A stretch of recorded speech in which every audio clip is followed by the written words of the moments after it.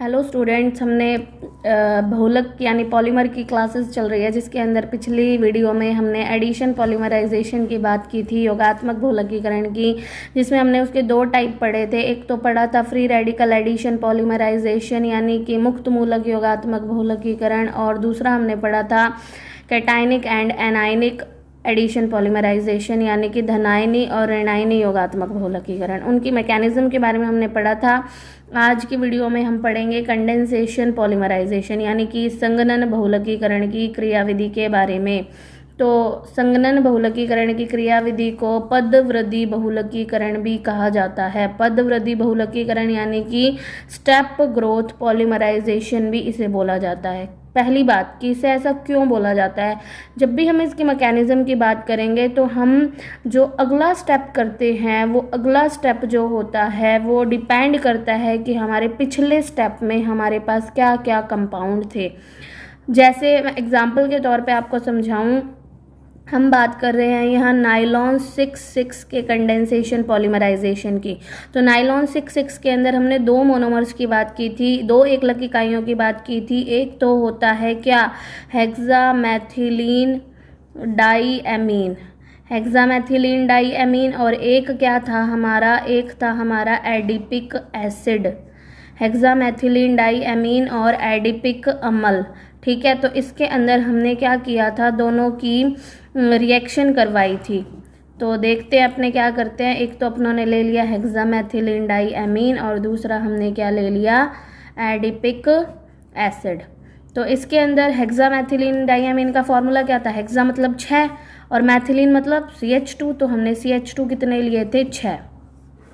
डाईएमीन, तो एमीन में अपनों ने क्या कहा था, NH2, डाई मतलब 2 और एमीन मतलब क्या था, NH2, तो हमने 2 NH2 लेने हैं, एक तो लेना है इधर और एक हमने लेना है इधर। अब ध्यान दे, नेक्स्ट अपनों ने बात की थी एडिपिक एसिड की। तो एडिपिक एसिड में मैंने क्या बताया था, 6 यानी ये जो एडिपिक एसिड है उसके अंदर कितने कार्बन होते हैं, 6 कार्बन होते हैं। तो 1 2 3 4 5 6 ले लिए। एसिड क्या था, COOH, तो हमने इस कॉर्नर पे भी COOH लगाया था और इस कॉर्नर पे भी हमने COOH लगाया था। उसके बाद हमने क्या किया था, इसकी वैलेंसी कंप्लीट की थी। वैसे तो हम क्या करते हैं, जब पॉलीमर बनाते हैं तो बीच में से भी निकाल देते हैं और कॉर्नर पे से भी निकाल देते हैं, पर इसमें ऐसा नहीं करना। हमें सिर्फ एक बार बीच में से ही, क्योंकि मैकेनिज्म है ना, तो हमें स्टेप बाय स्टेप चलना है। तो स्टेप बाय स्टेप चलेंगे। तो एक बार मैं फिलहाल बीच में से ही निकालूंगी। जो हमने निकाल दिया HOH। अब ये निकल गया तो बना क्या हमारा बना NH2 CH2 6 NH CO CH2 कितने हो गए, 4, फिर क्या है COOH, ये बन गया। अब मेरी बात सुनो ध्यान से। अब मैं जो नेक्स्ट लूँगी, मैं यहाँ क्या देख रही हूँ, मेरे यहाँ पर क्या है, COOH है। तो मैं जो अब रिएक्शन करवाऊंगी वो किससे करवाऊंगी, अब मैं करवाऊंगी एमीन वाले के साथ रिएक्शन। एमीन वाले के साथ रिएक्शन यानी हेक्सामेथिलीन डाईएमीन के साथ रिएक्शन। तो हेक्सामेथिलीन डाईएमीन क्या होता है, यही होता है हेक्सामेथिलीन डाईएमीन। तो हमने करना क्या है, अगर हमारा यहाँ COOH है तो हमें करवानी है एमीन वाले से रिएक्शन। अगर हमारा एमीन है कॉर्नर में तो हमें किससे करवानी है, COOH वाले के साथ रिएक्शन। मतलब कि हमारा जो नेक्स्ट स्टेप है, मतलब हमें किससे रिएक्शन करवानी है, वो डिपेंड करता है कि हमारे कॉर्नर में कौन सा फंक्शनल ग्रुप है, यानी कि कौन सा क्रियात्मक समूह है। तो अब मैं यहाँ से क्या निकालूंगी, H, और यहाँ से मैं क्या निकालूंगी, OH। तो निकाल दिया हमने वाटर मॉलिक्यूल यानी कि जल का अणु। यहाँ से H निकाला, वहाँ से OH निकाला, तो क्या बना हमारा NH2 CH2 6 NH CO जो होता है ना, कभी कभी हम उसको ऐसे भी खोल के भी लिख सकते हैं, तो दोनों तरीके से लिख सकते हैं, ये बात ध्यान रखना। CH2 कितने हो गए, 4, फिर CO, फिर CO के बाद अब यहाँ से ये OH तो निकल ही चुका है और एक H यहाँ से निकल चुका है। तो क्या निकला यहाँ से निकला H2O। ऐसे यहाँ से भी ऊपर से भी क्या निकला था, H2O। तो निकलता है तो माइनस से दिखा सकते हैं कि भाई निकल रहा है। तो CO के बाद क्या आएगा, फिर NH के बाद क्या आएगा, CH2 6, फिर क्या आएगा NH2। ठीक है, अब मेरी बात सुने ध्यान से। अब यहाँ पर क्या है, अब यहाँ पर NH2 है, तो हमें अब जो रिएक्शन करवानी है वो किससे करवानी है, COOH वाले के साथ करवानी है। मतलब कि हमारा जो नेक्स्ट स्टेप है, हम स्टेप बाय स्टेप चलते हैं, तो स्टेप बाय स्टेप चलते हैं, तो इसीलिए इसे क्या बोला जाता है, स्टेप ग्रोथ पॉलीमराइजेशन यानी कि पदवृद्धि बहुलकीकरण बोला जाता है। जबकि एडिशन पॉलीमराइजेशन में ऐसा कुछ भी नहीं था, उसमें सारी के सारे मोनोमर्स यानी कि एकलक इकाइयाँ क्या थी, एक जैसी थी, इसीलिए हमें उसमें ऐसा कुछ भी करना नहीं पड़ता। पॉलीथीन बनाने में क्या है, सिर्फ एथीन ही तो चाहिए, इसीलिए उसमें हमें ऐसा कुछ भी ध्यान देने की ज़रूरत नहीं होती। तो उसे बोला जाता है चेन ग्रोथ पॉलीमराइजेशन यानी कि श्रृंखला वृद्धि बहुलकीकरण। उसमें चेन लगातार बढ़ती जाती है, स्टेप के ऊपर डिपेंड नहीं करती, जबकि इसके अंदर स्टेप के ऊपर डिपेंड करती है। तो अब ध्यान से सुने, वो मैं आपको बाद में डिफरेंस के अंदर क्लियर कर दूंगी कि क्या चीज़ है। तो अब यहाँ NH2 है ना, तो अब मुझे यहाँ क्या लेना है, COOH, CH2 कितने 4 COOH, ठीक है। तो अब वही सेम बात, यहाँ से क्या निकलेगा H और यहाँ से क्या निकलेगा OH, तो टोटल क्या निकल जाएगा, H2O निकल जाएगा। तो क्या बनेगा देखो, NH2 CH2 6 NH CO CH2 4 CO NH CH2 6 NH, NH के बाद यहाँ क्या आएगा CO, फिर CH2 कितने 4, फिर क्या आएगा COOH। तो इस तरीके से हम देखते हैं कि हमारी लगातार रिएक्शन जो है वो बढ़ती चली जा रही है। बस लास्ट में अपने को क्या करना है, अब लगातार ऐसे दिखाएंगे कितने स्टेप तक, N स्टेप तक। यहाँ से H2O निकला है तो यहाँ से लिख दो कि भाई H2O निकला है। तो लास्ट में हमने N स्टेप में करना क्या है, हमने करना ये होता है कि जो हम टोटल 1 स्टेप में रिएक्शन करते हैं ना, कि बीच में से भी निकाल दिया और कॉर्नर से भी निकाल दिया, बस वही करना है। तो देखो जैसे ये मैंने निकाला था ना ऊपर ऊपर, यहाँ बीच में से तो निकाला ही निकाला है। अब एक काम करो, कॉर्नर से भी निकाल दो, और कॉर्नर से निकलेगा तो यहाँ से क्या निकलेगा H और यहाँ से क्या निकलेगा OH। तो अब देखो क्या बनेगा, वहाँ से H निकलेगा तो एक बॉन्ड क्या हो गया खाली, क्या बन गया NH, फिर CH2 6, फिर NH, फिर देखो यहाँ है ना कि यहाँ से अपनों ने क्या निकाला H निकाला, तो H निकाला तो क्या बच गया सिर्फ NH। तो ये देखो मैंने क्या लिख दिया NH लिख दिया। अब फिर क्या किया, यहाँ CH2 6 तो CH2 6, फिर NH, तो यहाँ पे भी क्या है NH, फिर यहाँ से तो H2 निकल ही रहा था, तो लगातार अब मैं लिखती चली जाऊँगी CO CH2 कितने 4, फिर CO, क्यों कॉर्नर में से भी तो अब क्या निकालेंगे, यहाँ से OH निकालेंगे। ये देखो मैं लगा के दिखा देती हूँ, यहाँ से क्या निकाला H और यहाँ से क्या निकाला OH, तो CO बच गया। तो हमने कॉर्नर का बॉन्ड खाली कर दिया और पैर में क्या लगा दिया N। इस तरीके से ये रिएक्शन चलती है। वरना तुम एक चीज़ देखो ध्यान से कि अगर मैं यहाँ से H निकालूं और वहाँ से अगर मैं OH निकालूं, तो मैं क्या देख रही हूँ कि ये जो चीज़ है ना वो तो बार बार रिपीट हो रही है ना। कौन सी, यहाँ से, ये देखो यहाँ तक देखो ध्यान से। अगर मैं यहाँ से H निकाल दूँ और यहाँ से मैं क्या निकाल दूँ, ये देखो यहाँ से मैंने H निकाल दिया और यहाँ से मैंने क्या निकाल दिया, ये OH निकाल दिया। तो हम देखते हैं कि ये देखो दोबारा रिपीट हो रहा है। यहाँ NH है तो यहाँ देखो क्या है NH है, फिर क्या है CH2 6 है, फिर यहाँ CH2 6 है, फिर NH है, फिर NH है, फिर CO है, फिर CO है, फिर CH2 4 है, फिर CH2 4 है, फिर CO है, तो यहाँ पे भी क्या है CO है। तो कुल मिला के बार बार रिपीट होती रहेंगी। तो कितनी टाइम तक रिपीट होएंगे एन स्टेप में, एन टाइम तक रिपीट होएंगे, इसीलिए ये लास्ट में बनता है। इसे क्या बोला जाता है, इसे बोला जाता है नायलॉन 6-6, या फिर इसमें ये एमाइड बॉन्ड पाया जाता है, इसीलिए इसे क्या बोलते हैं पॉली एमाइड भी बोलते हैं। क्लियर होगी बात। तो ये एक चीज़ है, अगर ये समझ ना आए हो तो देखो एक और एग्जांपल से क्लियर करते हैं जिससे आपको पूरा क्लियर हो जाएगा। तो नेक्स्ट हम बात कर रहे हैं किसकी, हम बात कर रहे हैं टेरिलीन की। तो देखो टेरिलीन के अंदर क्या होता है, टेरिलीन।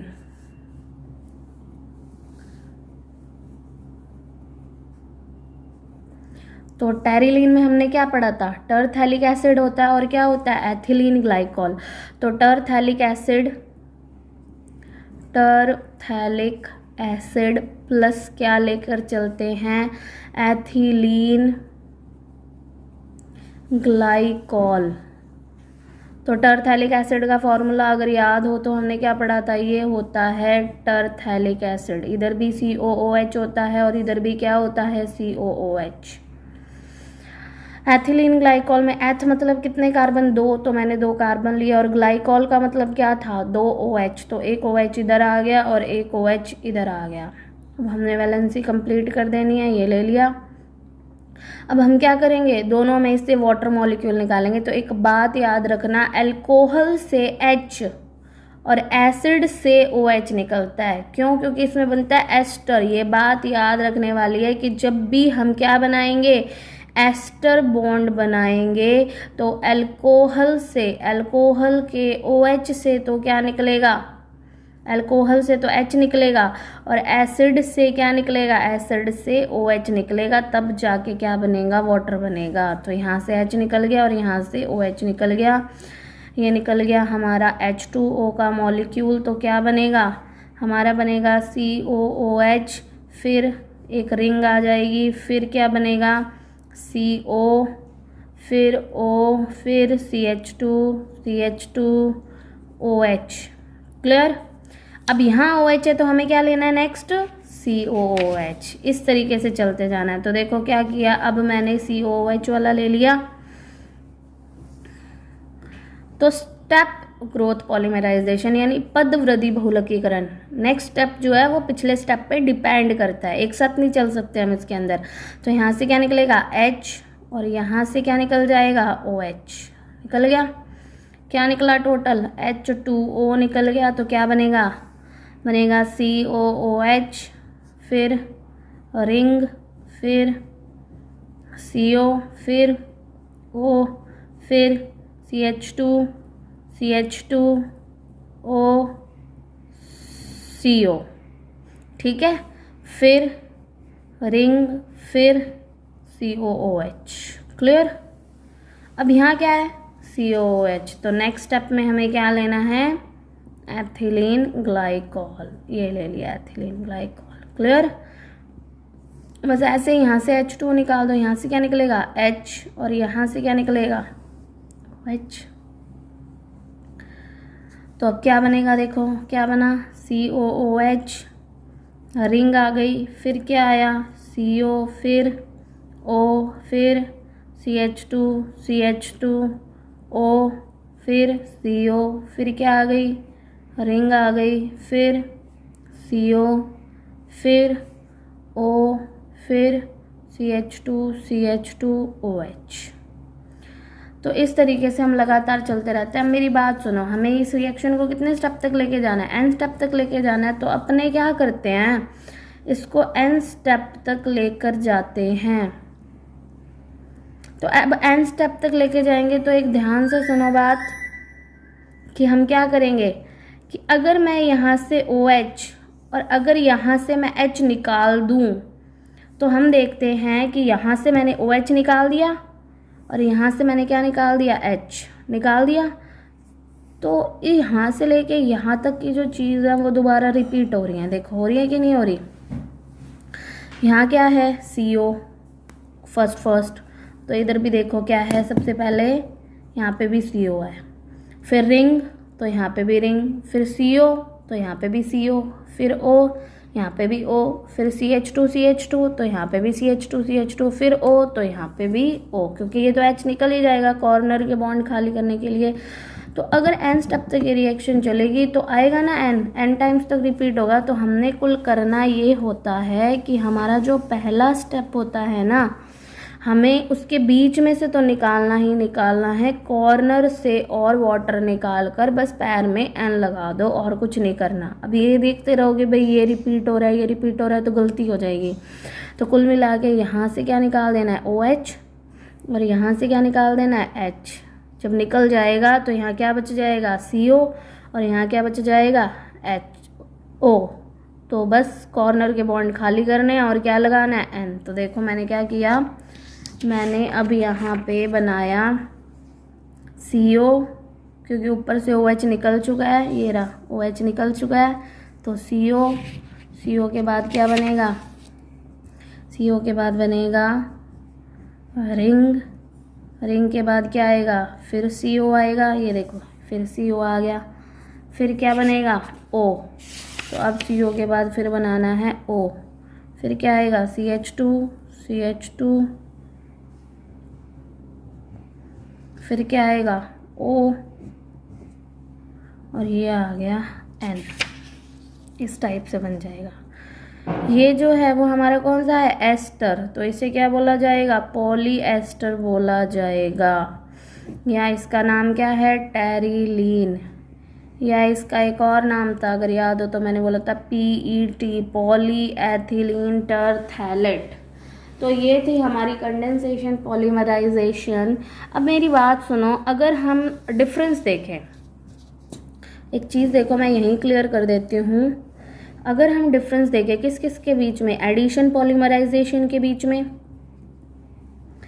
एडिशन पॉलीमराइजेशन के बीच में, और किस किस के बीच में, कंडेंसेशन पॉलीमराइजेशन के बीच में, कंडेंसेशन पॉलीमराइजेशन के बीच में बस दो डिफरेंस है। ध्यान से देखने वाली बात है, दो ही डिफरेंस है कि इसे तो बोला जाता है क्या, इसे तो बोला जाता है chain growth polymerization, chain growth polymerization, यानी कि इसे बोला जाता है श्रृंखला वृद्धि बहुलकीकरण। इसमें पूरी चेन बढ़ती है, हमें ये देखने की ज़रूरत नहीं है कि अगला स्टेप कौन सा है, पिछला स्टेप कौन सा है, सीधा चेन बढ़ रही है लगातार। तो इसे क्या बोला जाता है, श्रृंखला वृद्धि बहुलकीकरण या फिर चेन ग्रोथ पॉलीमराइजेशन, ठीक है। और इससे बोला जाता है पद वृद्धि बहुलकीकरण, पद वृद्धि यानी कि स्टेप ग्रोथ पॉलीमराइजेशन बोला जाता है, क्योंकि इसमें जो नेक्स्ट स्टेप होता है वो पिछले स्टेप पे क्या करता है, डिपेंड करता है। क्लियर हो गई इतनी बात। अब एक चीज़ और देखो, इसके अंदर हमने क्या किया था, इसमें कुछ भी बाहर नहीं निकलता, इसके अंदर कुछ बाहर निकला था नहीं। हमने क्या लिया था, CH2 डबल बॉन्ड CH2 लिया था, कितने, N, डबल को क्या किया, सिंगल किया, कॉर्नर के बॉन्ड क्या किए, खाली किए, और पैर में क्या लगा दिया, N। तो इसमें कुछ भी बाहर नहीं निकलता, ठीक है। जबकि इसके अंदर क्या होता है, जब भी नया स्टेप होएगा तो बीच में से कोई छोटा मॉलिक्यूल H2O का या किसी भी और चीज़ का बाहर निकलेगा। तो इसमें क्या होता है, इसमें कुछ भी बाहर नहीं निकलता। दूसरा हमारा डिफरेंस हो जाएगा कि इसमें कोई भी छोटा मॉलिक्यूल बाहर नहीं निकलता, जबकि इसके अंदर छोटे छोटे मॉलिक्यूल्स जैसे H2O जो है या कोई और जो है वो क्या निकलते हैं, बाहर निकलते हैं, ठीक है। एक चीज़ और देखो, तीसरा क्या होगा डिफरेंस इसके अंदर कि इधर देखो, इसका क्या है, इसका CH2 का कार्बन का कितना होता है, 12, हाइड्रोजन का टोटल कितना हो गया यहाँ 2, फिर कार्बन का 12, यहाँ हाइड्रोजन का टोटल कितना हो गया 2, तो कितना हो गया 12 12 24, 4 28, 28 बनता है इसका टोटल। इसका अगर 28 है तो इसका कितना होगा, 28N होगा। ऑब्वियस सी बात है कि N गुना है, तो इसका क्या होगा, अणुभार जो होगा, अगर इसका अणुभार 28 है, मॉलिक्यूलर वेट 28 है, तो इसका मॉलिक्यूलर वेट कितना होगा, 28 इंटू N होगा। यानी पॉलीमर का जो क्या होता है, मॉलिक्यूलर वेट होता है, बहुलक का जो अणुभार होता है वो एकलक के अणुभार का, मोनोमर के मॉलिक्यूलर वेट का N गुना होता है। समझ आई बात, कि अगर इसका 28 है तो इसका कितना होगा, 28N होगा। और सेम ऐसा ही फॉर्मूला होता है, इसका फॉर्मूला क्या है, C2H4, और इसका फॉर्मूला क्या है, C2H4 का क्या हो गया, N। तो कुल मिला के हमने एक चीज़ देखी कि बहुलक का अणुभार एकलक के अणुभार का N गुना, और बहुलक का अणुसूत्र एकलक के अणुसूत्र का क्या होता है, N गुना।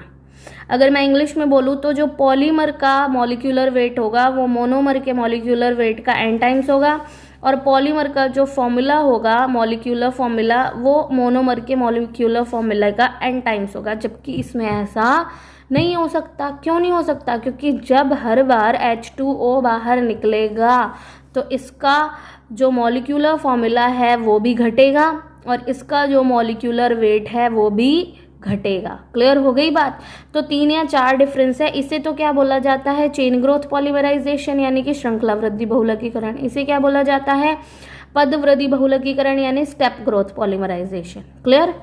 इसके अंदर क्या होता है? कोई भी छोटा मॉलिक्यूल बाहर नहीं निकलता, जबकि इसके अंदर छोटे छोटे मॉलिक्यूल्स क्या निकलते हैं? बाहर निकलते हैं। दूसरा डिफरेंस। तीसरा डिफरेंस क्या होगा कि इसमें जो बहुलक का अणुसूत्र या अणुभार है वो एकलक के अणुसूत्र या अणुभार का n गुना होता है। यानी कि पॉलीमर का जो मॉलिक्यूलर फॉर्मूला या मॉलिक्यूलर वेट है वो मोनोमर के मॉलिक्यूलर फॉर्मूला या मॉलिक्यूलर वेट का कितना होता है? n टाइम्स होता है, जबकि इसमें ऐसा नहीं हो सकता। तुम इसको खुद देख के चलो कि इसके अंदर ये जो इसका मॉलिक्यूलर फॉर्मूला है इसके अंदर n टाइम्स क्या बाहर निकले हैं? H2O बाहर निकले हैं। तो जब n टाइम्स H2O बाहर निकलेंगे तो n टाइम्स उनका वेट भी बाहर निकलेगा और n टाइम्स उनका फॉर्मूला भी बाहर निकलेगा। तो कुछ भी n टाइम्स यानी कि n गुना नहीं होगा।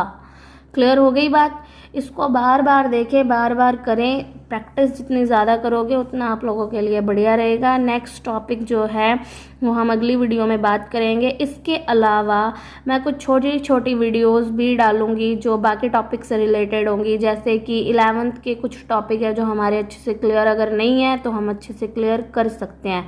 जैसे रेजोनेंस क्या होता है, अनुनाद क्या होता है, संकरण यानी हाइब्रिडाइजेशन क्या होता है। इसके अलावा मैं IUPAC नेमिंग की भी अब एक नई वीडियो बनाने वाली हूँ।